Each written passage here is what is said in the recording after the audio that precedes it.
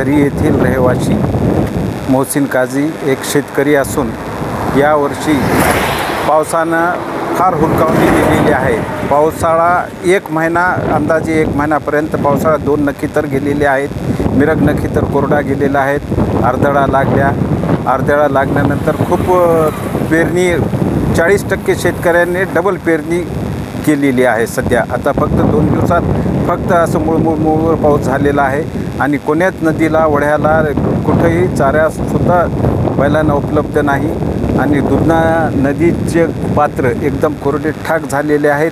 फक्त जे काय पाऊस आज दिसते, जे अवकाळी पाऊस पडलेला होता गेल्या महिन्यात, मे महिन्यात, भूतो ना भविष्य एवढा पाऊस झालेला होता अवकाळी पाऊस, त्या पावसाचे हे डोबकाळ नदीमध्ये दिसत आहे. पावसाची खूप मोठी बिकट परिस्थिती झाली आहे. शेतकरी हवाल दिला आहे आणि पुढं बी पाऊस पडन म्हणून याची काय अपेक्षा नाही. का तर वारे एवढे जोरानं वाहत आहेत की 50 ते 55 किलोमीटर ताशी वारे वाहत आहेत. त्याच्यामुळं पुढंसुद्धा पावसाची काय शक्यता नाही.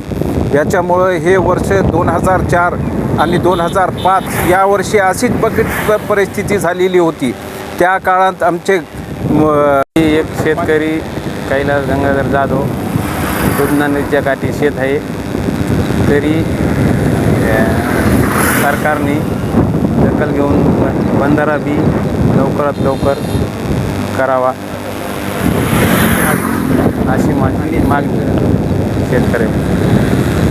Subscribe now and press the bell icon. Never miss an update.